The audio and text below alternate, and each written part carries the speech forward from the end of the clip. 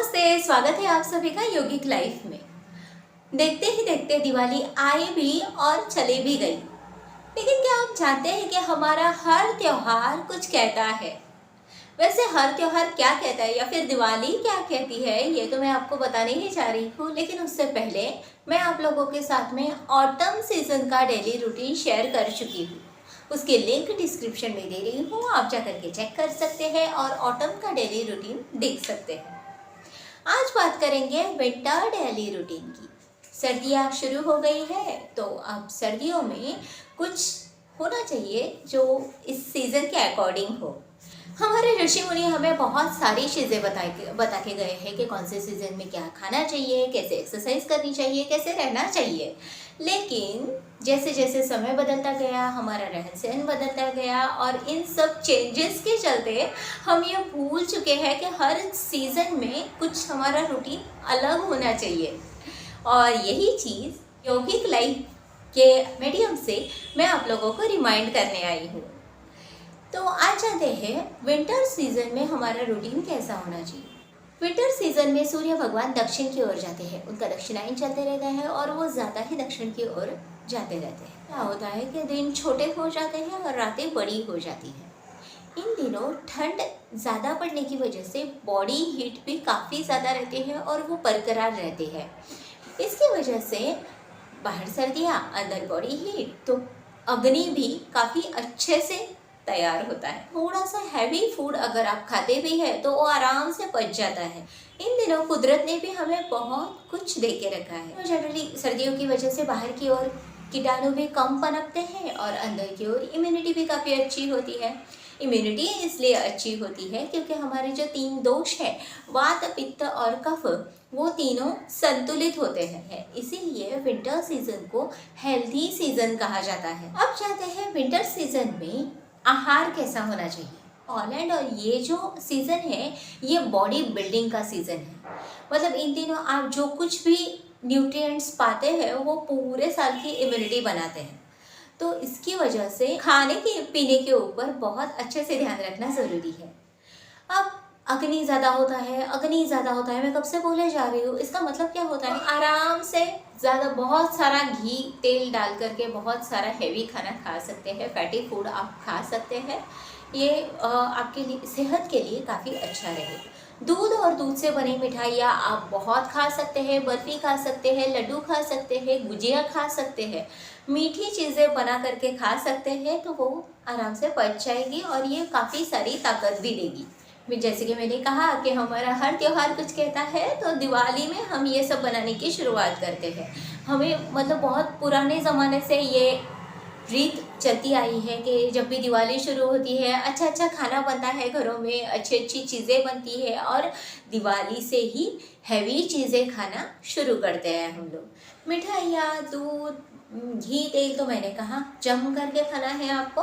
इसी के साथ साथ में आपको शरीर को ताकत देने वाली, हड्डियों को ताकत देने वाली चीज़ें भी खानी है।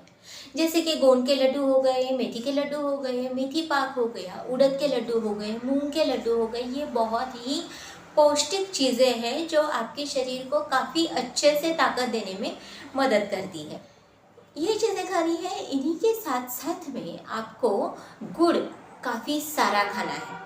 ऑल एंड ऑल अगर मैं आपको बात बताऊँ, तासीर में गरम और पचने में भारी खाना आपको इन दिनों खाना है। सब्जियों की अगर बात की जाए तो काफ़ी सारी सब्जियां आती हैं।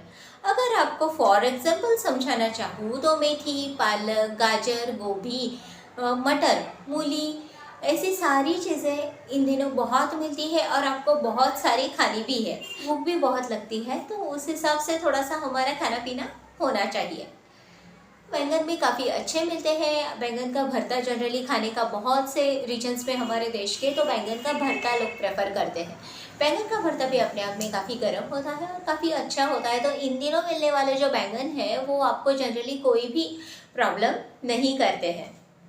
जितना ज़्यादा हो सके उतने ड्राई फ्रूट्स खाने हैं। बादाम को पानी में भिगो करके आप सुबह में उनको खा सकते हैं। बादाम का हलवा आप खा सकते हैं। खसखस बहुत इम्पोर्टेंट होती है, तो खसखस भी आप लड्डुओं में हो या फिर बर्फी में हो मिला करके खा सकते हैं। ये खाना बहुत ज़रूरी है।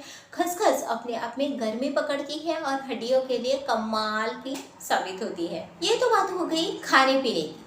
अब बात करते हैं रूटीन कैसा होना चाहिए।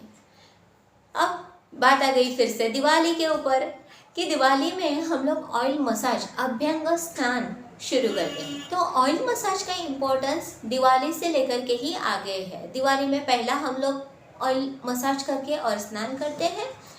तो इसके बाद में सर्दियों में जनरली हो सके तो डेली, नहीं हो सकता है तो हफ्ते में 2 से 3 बार आपको ऑयल मसाज करना है। ऑयल मसाज करने से त्वचा का जो सूखापन है वो कम होने में मदद होती है। जितना हो सके आप साबुन का इस्तेमाल नहीं करेंगे, बिल्कुल भी साबुन को यूज़ नहीं करेंगे अगर पॉसिबल है तो आप बोलेंगे अब साबुन नहीं यूज़ करेंगे तो क्या यूज़ करना है। दिवाली इसका भी आंसर हमें देती है कि साबुन की जगह हमें उपटन यूज़ करना चाहिए। दिवाली में मिलने वाले जो उपटन होते हैं आप उनको स्टोर करके रख लीजिए और पूरे सर्दियों में आप इनको यूज़ कर सकते हैं। डेली आपको ऑयल मसाज करना है और उपटन से आपको नहाना है।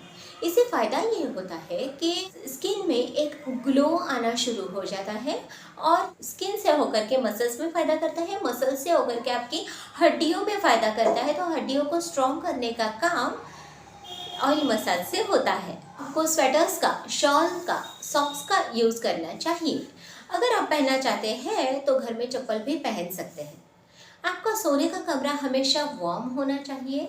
ओढ़ने के लिए वुलन ब्लैंकेट्स आपको प्रेफर करने चाहिए। ये सब आपको बताने की वजह यह है कि बिना वजह ठंड में जा करके या फिर ठंड के एक्सपोजर में ऐसे ही खड़े हो करके बॉडी को परेशान नहीं करना है।